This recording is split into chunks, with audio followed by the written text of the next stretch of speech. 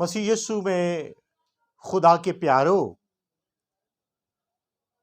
खुदा ने अपने बेटे यीशु के वसीले से हमें खरीदा है। उसके जलाली नाम में आपकी सलामती हो। नहायत ही अहम मौजू के साथ एक बार फिर आपकी खिदमत में हाजिर हूं। इस वीडियो को बनाने का मकसद जो है बहुत ही अहम है, इसलिए मैं चाहूंगा कि आप इसे ज़रूर सुने मुकम्मल, बगैर स्किप किए हुए, क्योंकि बहुत कुछ सीखने को मिलेगा। और इसे कम से कम किसी एक अजीज के साथ शेयर ज़रूर करें।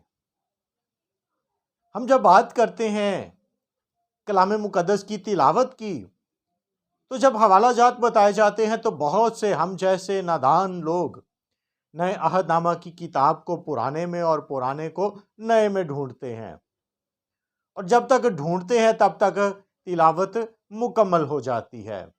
तो मैंने सोचा कि हम पुराने अहदनामा की किताबों को तरतीबवार दुरुस्त तलफ़्फ़ुज़ के साथ सीखें और उनका मतलब भी जानें कि उसका मतलब क्या है। तो इससे पहले कि हम तरतीबवार जानें, तो चंद एक बातें ज़रूर हम सीखते हैं। जब हम बात करते हैं बाइबल की, तो ज़रूर है कि जब हम खुदा के कलाम की बात कर रहे हैं तो हम कलाम मुकद्दस इस्तेमाल करें। कलाम मुकद्दस, क्योंकि जब बाइबल की बात की जाती है तो ये यूनानी के जिस लफ्ज़ से निकला है बिब्लियन, उसका मतलब किताब है, कलेक्शन ऑफ बुक्स है। तो ये खुदा का जिंदा कलाम है। खुदा का कलाम जिंदा, मौसर और हर एक दोधारी तलवार से ज्यादा तेज है, जो बंद बंद और गूदे गूदे में से होके गुजर जाता है। तो आज हम बात कर रहे हैं खुदा के कलाम की, यानी बाइबल मुकद्दस की बात। तो आज हम सीखने को हैं पुराने अहदनामा की किताबों के नाम, उनके मतलब के साथ। तो सबसे ज़रूरी है कि हमें ये पता हो कि पुराने अहदनामा में टोटल किताबें कितनी हैं। तो हम बात कर रहे हैं ओल्ड टेस्टामेंट की।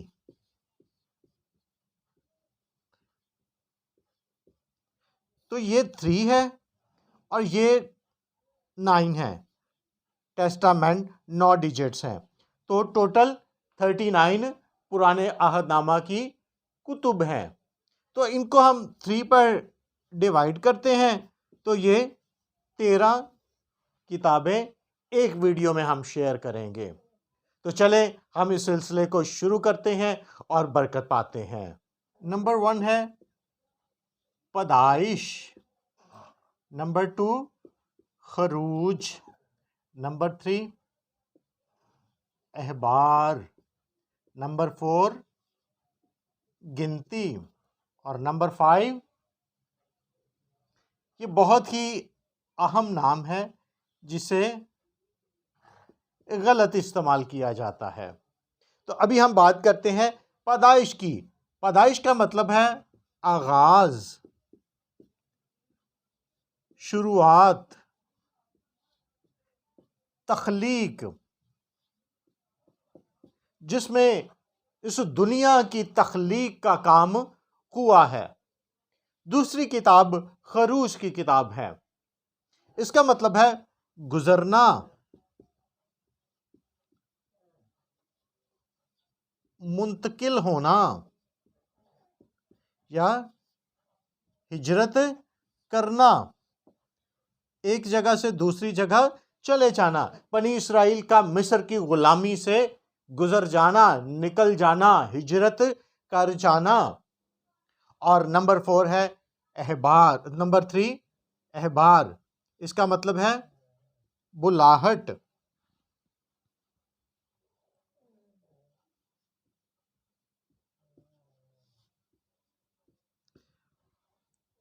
और नंबर 4 गिनती, जिसका मतलब मर्दुम शुमारी। और नंबर 5 जो मैं अभी बता रहा था कि इसको बहुत ही गलत तौर पर भी इस्तेमाल किया जाता है, इस्तिश्ना, जबकि ये इस्तिश्ना नहीं है, ये है इस्तिस्ना। ये से है, शीन नहीं है। तो इसका मतलब है दोहराना या दोहराई। वो बातें जो शरीयत में पीछे बयान की गई हैं उनको ज्यादा वजाहत के। नंबर 6, यशुआ।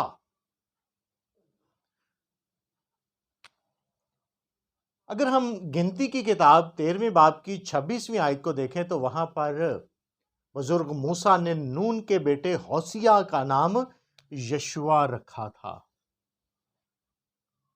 इसका मतलब है यहोवा नजात है या बचाने वाला। कज़ा, ये काजी की जमा है। ये काजी की जमा है और इसका मतलब है इंसाफ करने वाला।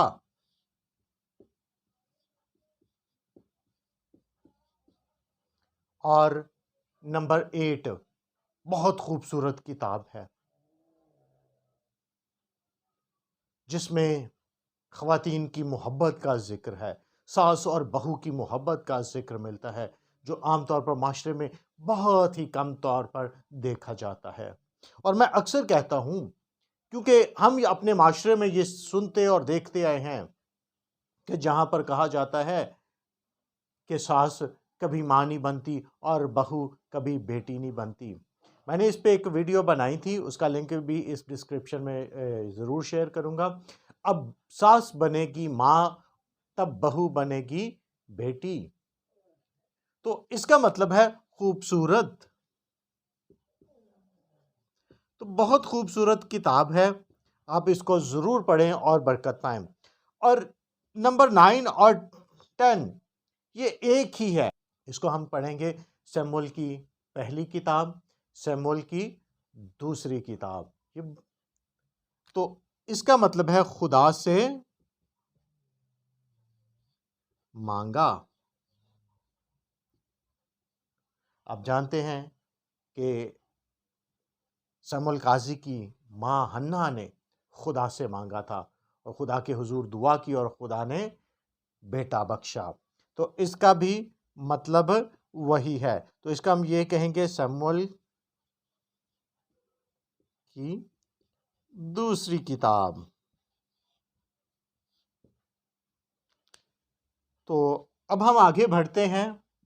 अब बात करते हैं हम सलातीन 11वीं किताब पुराने आहदनामा की। तो सलातीन जो है ये सल्तनत की जमा है और सल्तनत जो है ये सुल्तान से है, यानी हुक्मरान जो हुकूमत करता है उसकी एक सल्तनत होती है जिस पर वो राज करता है। तो ये सलातीन की पहली किताब और ये दूसरी किताब। नंबर 13 तवारीख। और तवारीख जो है ये तारीख की जमा है और ये ना सिर्फ तारीख की जमा है बल्कि तारीख का तरतीबवार बयान है कि पहले कौन, उसके बाद कौन, उसके बाद कौन। ऐसा नहीं है कि कभी कोई शख्सियत आ गई, कभी कोई करैक्टर आ गया, तारीख आगे पीछे नहीं बल्कि तरतीबवार बयान की गई है। तो इस वीडियो के वसीले से खुदावंद आपको बरकत बख्शे। और अगर आपने बरकत पाई है और आपको ये आइडिया पसंद आया कि हम कलाम मुक़द्दस को इस तरह से सीखें, तो ज़रूर लाइक करें, शेयर करें, कमेंट करके बताएं ताकि हम इस सिलसिले को जारी रखें। और आने वाली वीडियो में भी इसका लिंक डिस्क्रिप्शन में मिलता रहेगा ताकि हम सारी किताबों को तरतीबवार सीख सकें और बरकत पाएं। खुदावंद आपको बरकत बख्शे। आमीन।